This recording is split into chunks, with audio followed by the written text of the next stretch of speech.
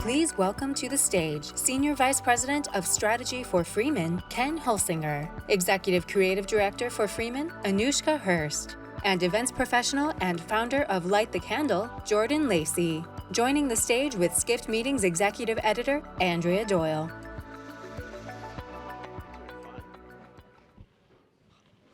Okay, since we have a limited amount of time, we're going to jump right in. Ken, can you tell us about the next generation event goer? I found it was interesting that was talked about a whole lot about how workforces are changed. So who are they? And you know what? Why should meeting professionals even care? Well, to give a little backdrop, we've been doing research at Freeman for a long time, but we picked it up significantly during the pandemic, and many of you may have seen some of the research reports.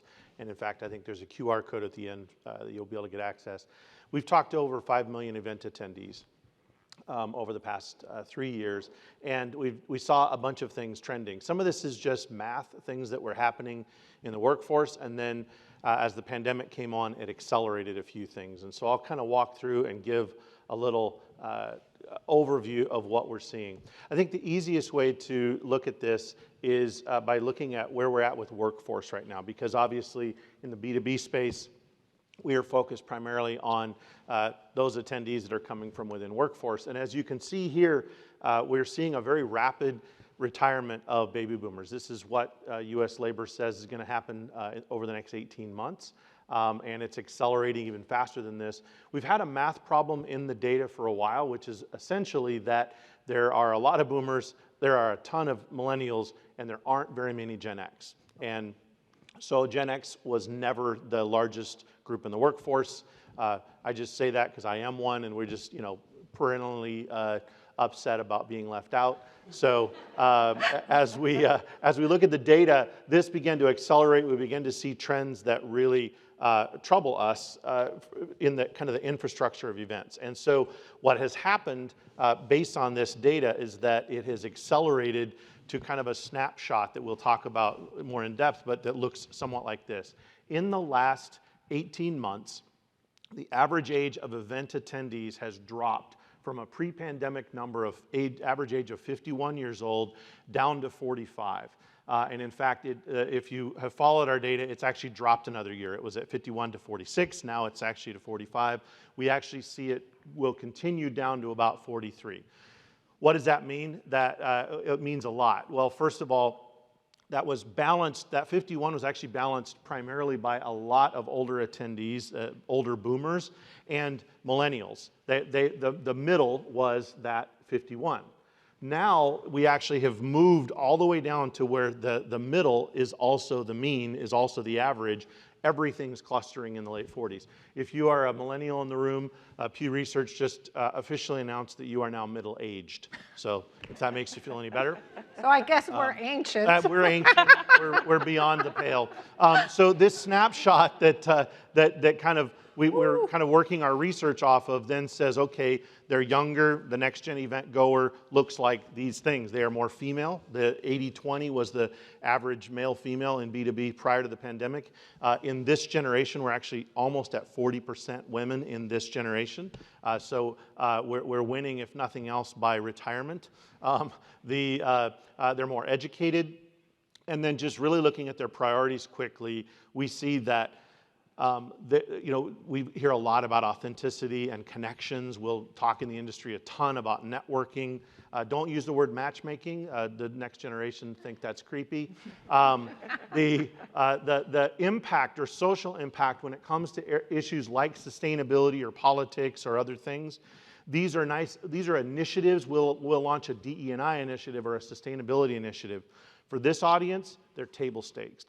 These aren't nice things to have. It's not about net zero. It's about regenerative policy, and it's a baseline for where they're at. And then we see a resurgence, and I think it's really important for us to recognize a resurgence because these millennials are entering the workforce and entering management levels earlier than previous generations. We see a huge emphasis on a lot of missed soft skills and professional development that are necessary, and so we're seeing an uptick in the conversations around professional development, training, mentorship, et cetera.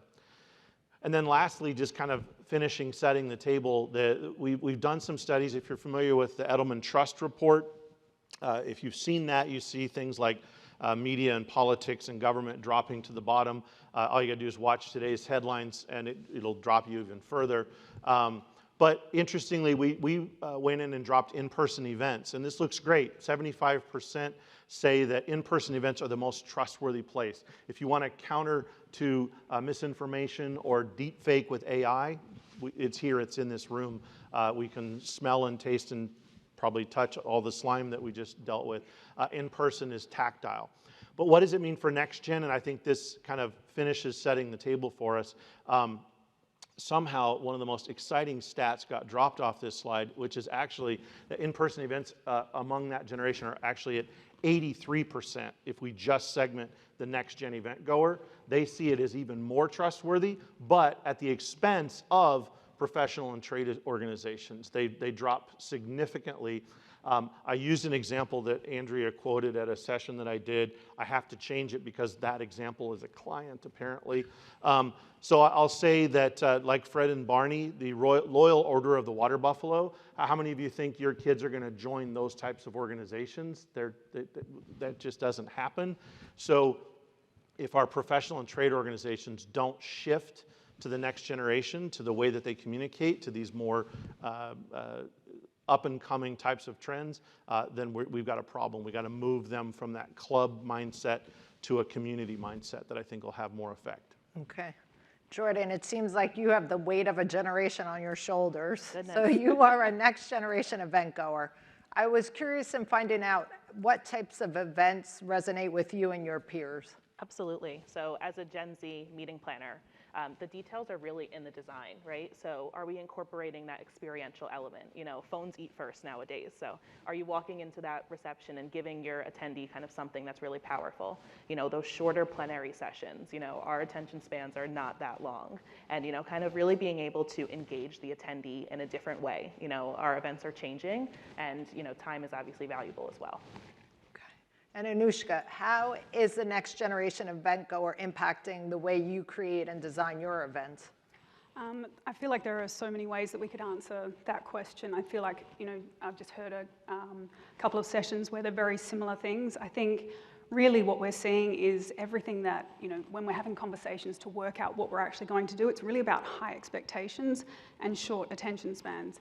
Quite often we find that, you know, like it's social media, all those things, people are just like used to getting into a wormhole. And what is it that actually drives them to be interested in that? Blame social media, whatever it is that's making short attention spans. But it really is something that we have to think about a lot. And an area that I focus on is Keynote. So first slide. What I've done is I've grabbed a bunch of photos from some events that I've been working on or my team has been working on, or, and it's often with a lot of other agencies, but really for Keynote, it's shorter, more engaging sessions. And we talk about making them shorter all the time, but this is even shorter. All that muscle memory, all those speakers that get out on stage and they want to say what they want to say and it just keeps going. It's really hard to keep it short. So what is the average length of a... So really, if you're getting up to 90 minutes, that's a long time. We want to be sub 60 minutes if you can. And within that, I would really say, do what I do. I think about Instagram, I think about TikTok, and what is it? It changes format, it changes speakers, it changes everything that's going on, the topics that are being delivered.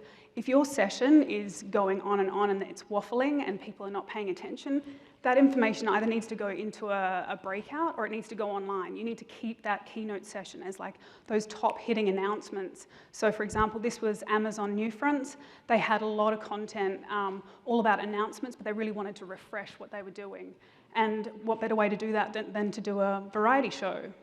We had performances, we had comedy, we had music, we had different sessions. It was like using different parts of the stage, different speakers, and that really kept it going. Really successful event. The next slide is Google event. This one had a beautiful stage, and we used all the parts of the stage. We made sure that there was different things going on, but again, it was about entertainment, breaking it up. We had strong color themes for each different topic, and we made sure we moved it around. So making sure that things are happening and you keep it moving. One of the other areas, I've got two other areas, I'll try and go really quickly. Next slide is, like we said before, more space for networking. So we've got so many people who've come out of the pandemic. They haven't been in the office that much. They really need to build their communities and their networks. We need to really make more space for networking. So less time in keynote, more time for networking. Allow people to get out there and meet like-minded people. So for example, here you can see an entire space that's made for networking, and that is built into the schedule rather than just being something that fits in and around. The next slide. Trying to put like-minded people together and using language to draw them in. So conversation that sparks conversation. So hello innovators, hello next big startup, things like that, really trying to draw people into those areas and let them know that that's a place where they can be with other people and talk about things that they're interested in. And then for the next one, I just have, and this has been talked about a lot, I've heard some great comments before, elevated experiential creates elevated memorability. So what we're really trying to do here is make sure that we don't have a gridded structure for an expo space. We talked about this before. We don't want to do that, the ugly lights come on and you've just got everything laid out. You want to make something that is much more inspiring, something that is different. People can, discover where they're going. This one here was created around some portals, like sort of driving people towards the center, really different lighting. You can see a lot of interactive moments where it's not just a demo for a demo's sake, one-to-one, it's something that's interactive, built around games. And then the last slide, just one more. This one was the Final Four Fan Fest, and again, really built around something that is interactive. Everything was built around making you feel like you're inside the game and it's happening around you. So there's buzzers, there's cheering, there's lighting, there are real basketball courts. There's a lot of gamification going on, but trying to break that up and make people feel like it is different, something that they can't get at home. Can you do this with a smaller budget? I mean, it's obviously... Definitely. I think it does come down to ways that you break up an environment. So thinking about a journey, you don't need to do like a gridded structure. You can actually think about the journey from beginning to end. You can always make a shorter keynote session, but it does take, not gonna lie, it is hard. You need to talk to those speakers, need to make sure that the content is shorter, but it doesn't depend on money. I think that really depends on sort of conversations with those people and getting there incrementally, trying to help them to shorten their sessions, make sure that it is the top reasons and information that they need, and then the audience, it's not one size fits all. They can go to a breakout session and find deeper dive information if they need to. So a couple of ways to just keep that short, and it doesn't always require money.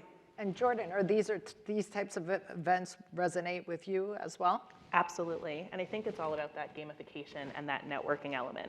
Recently I went to an MPI event where at the welcome reception there was different color coffee cups, and each color coffee cup kind of corresponded to a question, and you had to go around the room and find an attendee and ask them that question. Where did you go to college if you had a blue cup, or what's your favorite sports team if you had the orange cup.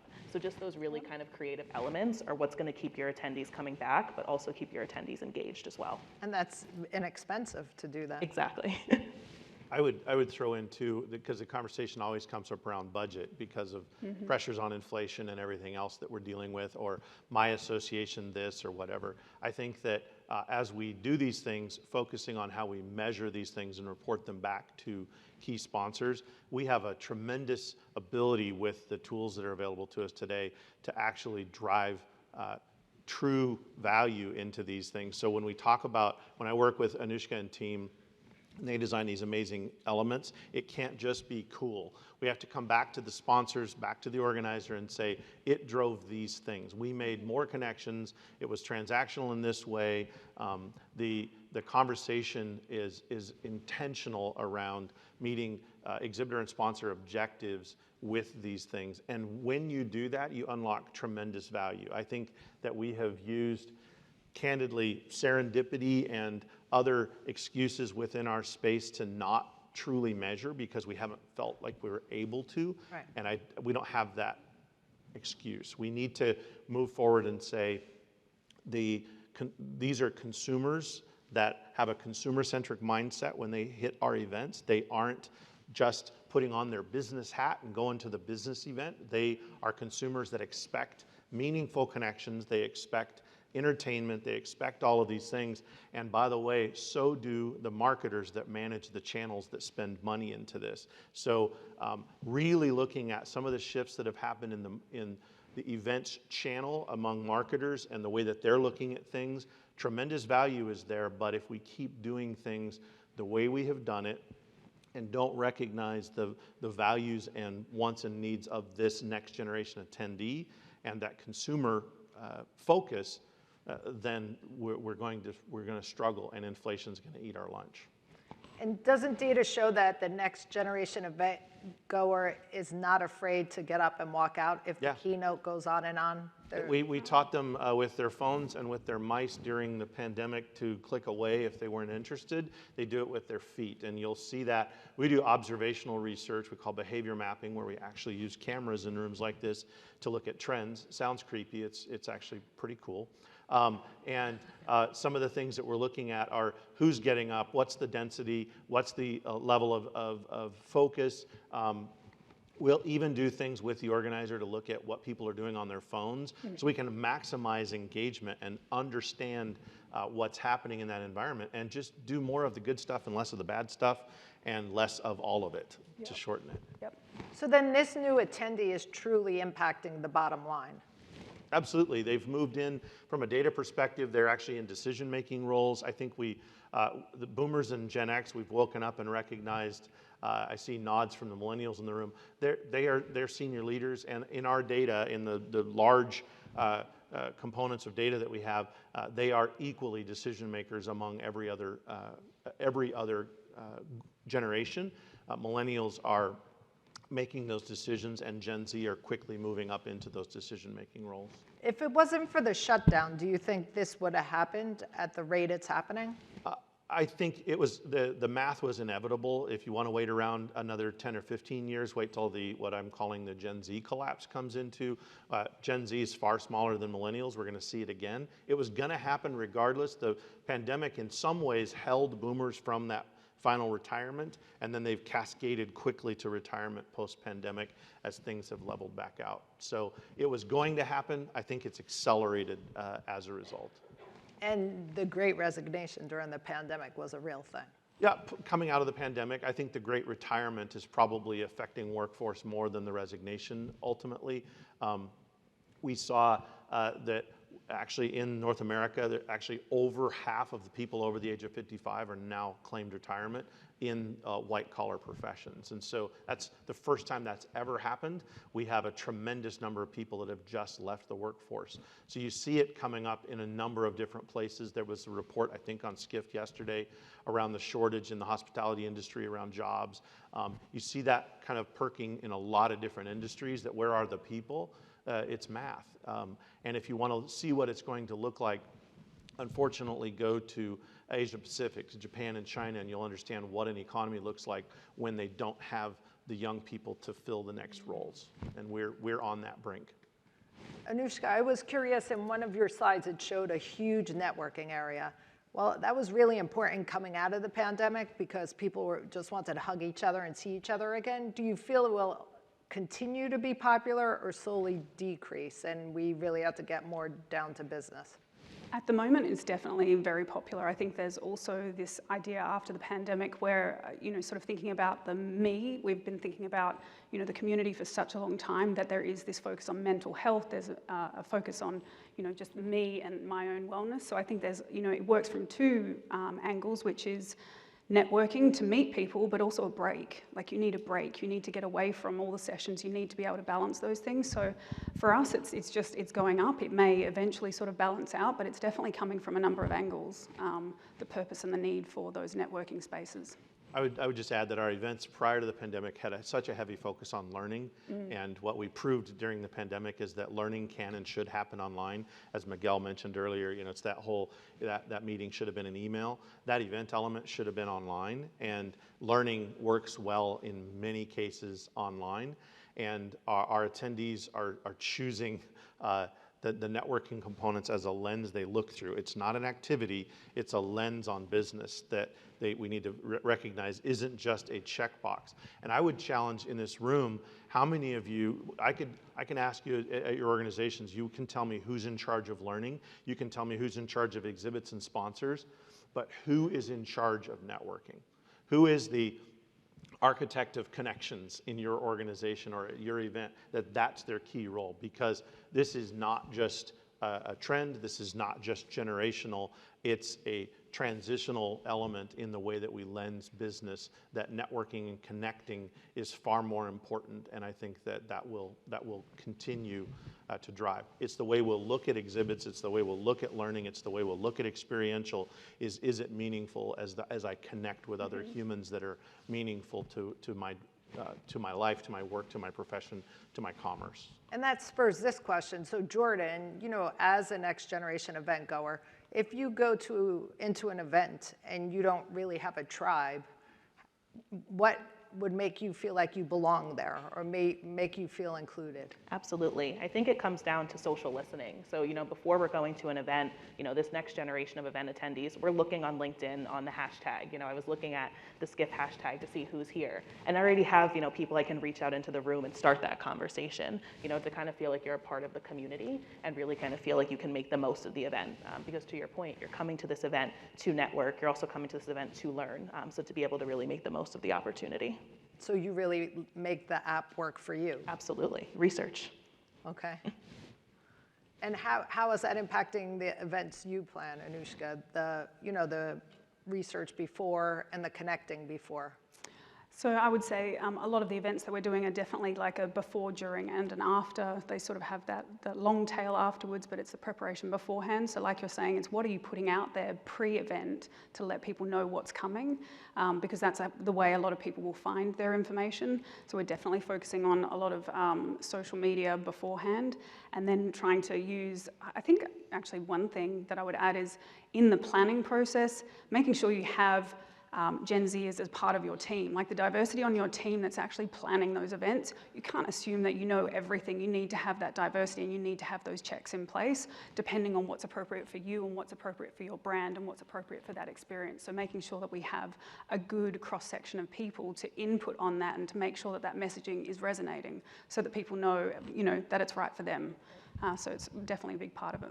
I would add one thing that has come up significantly in our sentiment research on that is that don't just have the generations, et cetera, but also have the personalities in the room. Most meeting planners, most of you are extroverts. And for you, a networking event is loud music, lots of lights, and alcohol. And for an introvert or someone with, that, as Naomi shared before, that has dealing with neurodivergence, those are horrifying things. And so what the science of networking is a thing. There's a way to connect people with different personalities. So don't just include the next generation, that's core, but also make sure that there's personalities that are at the table that aren't like yours. And how do they connect and how do they experience the event in ways that you as most meeting planners are not looking at it. And it is important to connect with your tribe when you're at an event to really get something out of it. Yes. Yeah, I think it's devastating that we still in this day and age don't have technology that tells me who's in this building that I went to school with, that I worked with, that I have known from college or various things. I think that we're going to need to move beyond connecting people with AI and titles and LinkedIn bios to an intelligent gathering of information that I will opt into that will tell me that over at the travel forum are 4 people that are colleagues that I've worked with that are in this building and I live thousands of miles away. Why can't I connect with them? That's what's missing from the value of, I would call it architecting serendipity. Well, maybe something to create trademarks so I could retire. Well, there's places on the fringe of it, but I just don't think we're fully realizing the optimization of connecting, at the airport, at the event, at the hotel, the people we already know. It's exciting to me. I want to connect with Jordan that we met somewhere before, we can't remember where. Yeah. If only there were technology that, there is. We just aren't enabling it in this environment. And do you see that technology happening in the near future? It's beginning to emerge. We're doing it manually for a lot of events where, unfortunately, we're using the tech on the edges to do the scheduling, and the rest of it is a lot of spreadsheets and who knows whom and who follows who on Instagram. But it's getting there. So there's going to be a QR code on the screen that you could scan for the full 50-page Freeman report on the next generation event goer that hasn't been available in its entirety. So thank you so much for sharing that with us. Thank you.